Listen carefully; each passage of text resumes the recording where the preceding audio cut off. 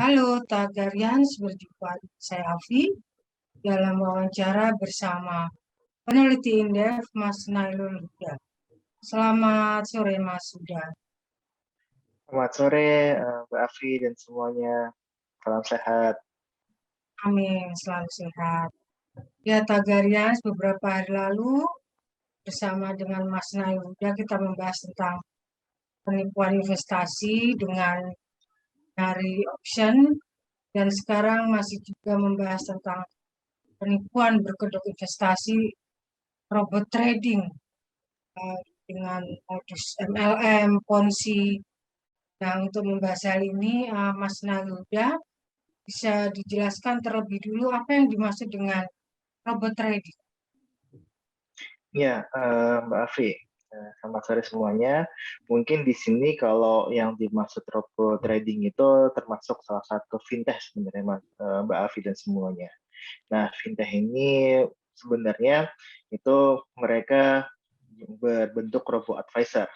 Nah, robo advisor itu apa sih? Gitu kan. Nah, ini robo advisor itu dia bergerak untuk melihat nih harga saham ataupun pergerakan harga saham apakah akan naik atau turun sehingga advisor-advisor yang tadinya mungkin itu berbentuk broker dan dijalankan oleh manusia itu dijalankan oleh robot gitu melalui machine learning ataupun artificial intelligence gitu. Nah, itu sebenarnya konsep dari robot trading Mbak Afi. Nah, robot trading ini kan menawarkan yang namanya dia tidak pernah loss dalam beberapa kali kesempatan gitu kan. Itu kan sebenarnya kan yang dimaksud dengan robot trading. Namun memang kenyataannya yang di Indonesia yang terjadi adalah robot trading yang ada di Indonesia ini berbentuk skemanya skema Ponzi gitu. Bukan memberikan advisor tapi lebih memberikan keuntungan yang mana keuntungan member lama itu didapatkan dari member baru gitu kan.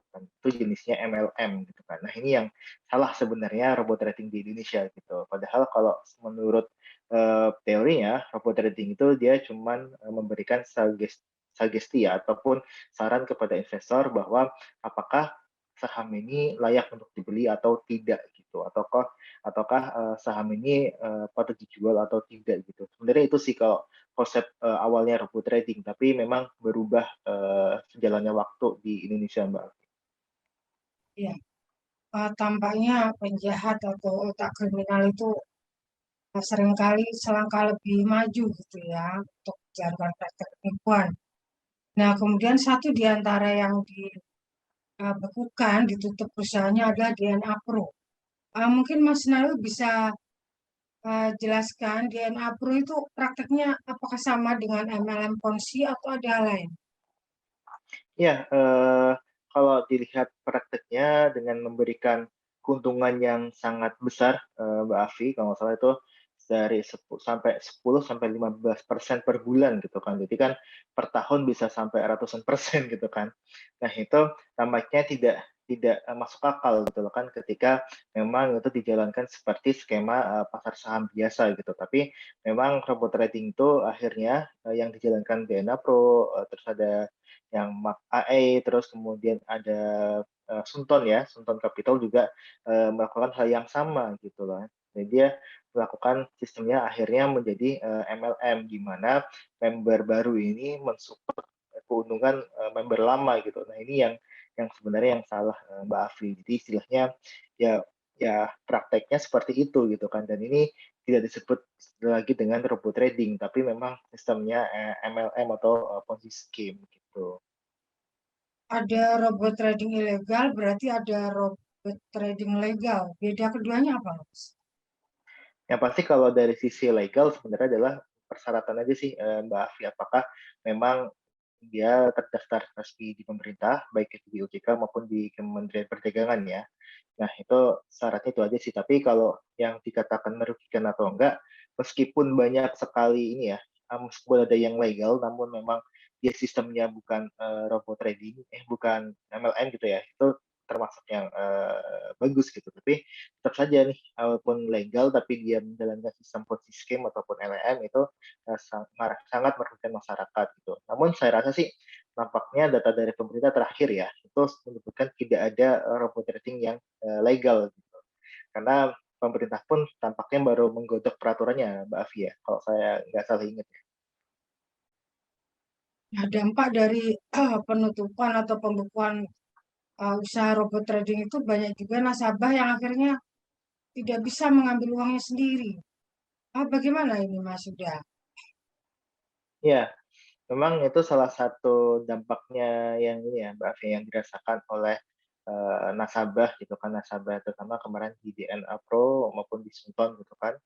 Ini yang saya rasa sih itu memang ya bisa dibilang kesalahan ini juga kesalahan masyarakat yang investor yang menanamkan di robot trading yang ilegal gitu. Namun memang kesalahan itu sebenarnya bisa ditutupi oleh kewaspadaan pemerintah sebenarnya.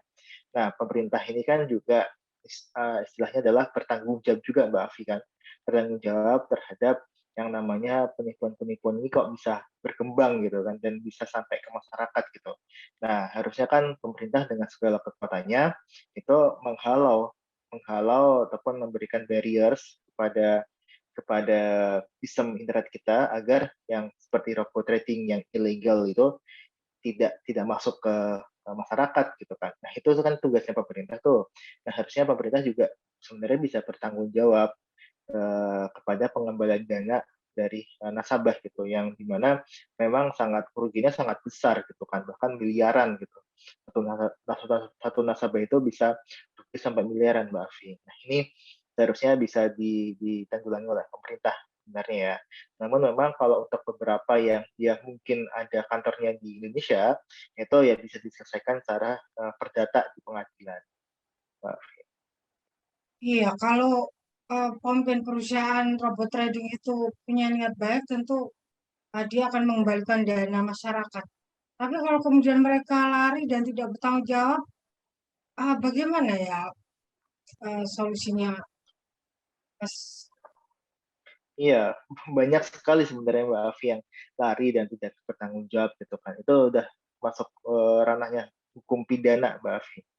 Jadi mereka bisa dikejar, ditangkap polisi dan dipidana gitu. Namun masalahnya adalah ketika dipidana apakah masyarakat ini bisa dikembalikan investasinya gitu kan.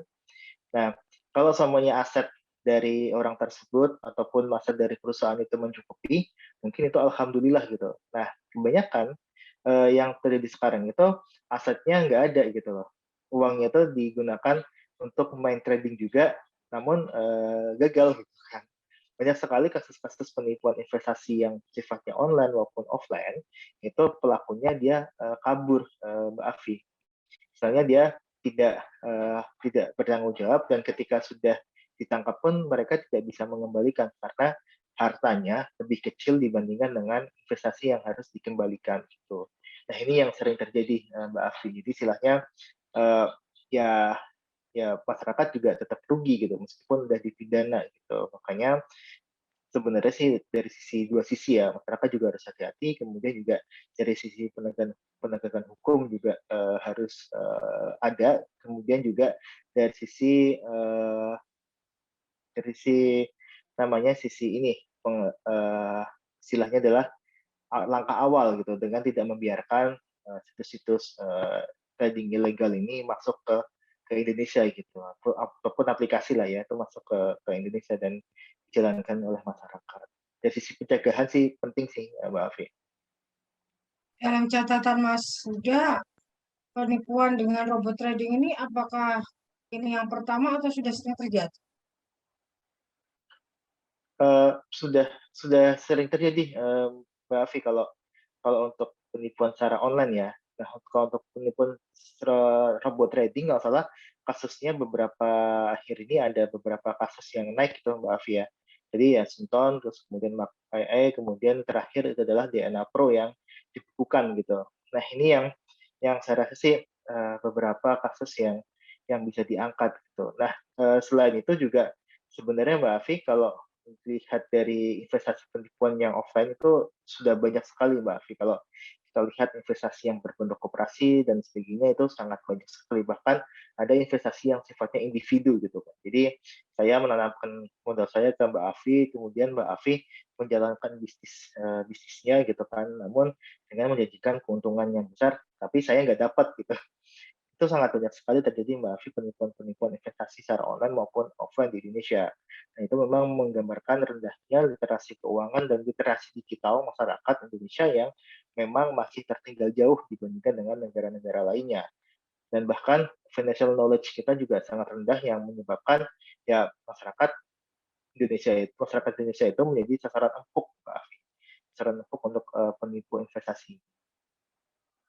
Ya, satu di antara ciri-ciri penipuan adalah menjanjikan keuntungan yang sangat besar, selangit. Nah, pertanyaan terakhir untuk diingat masyarakat, eh, apa saja Mas ciri-ciri yang ditawarkan robot trading yang akhirnya malah menyusahkan diri kita sendiri? Iya, salah satu ciri utamanya, Mbak Afi, untuk investasi online itu, salah satu ciri utamanya adalah menawarkan bunga yang relatif, sangat tinggi, Mbak Afi. Itu sangat tinggi sekali, bunga yang ditawarkan oleh, robot trading ilegal ataupun penipuan investasi lah ya. Itu sangat gampang sekali kalau kita lihat biasanya untuk investasi yang resmi itu dia tidak menawarkan keuntungan yang lebih dari 7% atau 10% per tahun lah. 10% per tahun itu sangat tinggi sekali, itu kan juga bunga deposito kan segitu ya. Bunga deposito segitu. Nah, ini yang salah satu ciri utamanya gitu. Nah, yang kedua adalah memang kalau untuk yang di investasi secara online itu paling utama adalah dicek dulu tuh, biasanya mereka tuh tidak ber ataupun tidak memiliki izin dari OJK maupun dari, Kemendak gitu. Nah, yang terakhir adalah ciri-cirinya biasanya mereka berasal dari luar negeri gitu. Nah, ini yang sering sekali terjadi ketika, eee, penipuan investasi online ini jarang-jarang tertangkap gitu karena, pemainnya banyakkan di luar negeri. Kalau Mbak Afi, ingat gitu kan, dulu itu ada yang namanya manusia membantu manusia, MMM nggak salah tuh, Triple M itu yang memang sistemnya itu adalah penipuan, online gitu kan, dan itu memakai, skema Ponzi gitu. Nah, itu berasal dari Rusia gitu ternyata gitu. Nah, itu yang saya rasa sih, eee, ciri-cirinya seperti itu dan tapi yang paling utama adalah jangan tergiur untuk investasi dengan keuntungan yang tidak masuk akal. 10% itu sudah sangat, tinggi gitu. Kalau lebih dari itu akhirnya ini, akhirnya itu bisa diduga, penipuan investasi gitu. Baik Mas Nailul Huda, terima kasih untuk wawancaranya Mas. Sama-sama Mbak Afi, sama-sama semuanya. Sekian Tagarian, sampai jumpa di lain kesempatan.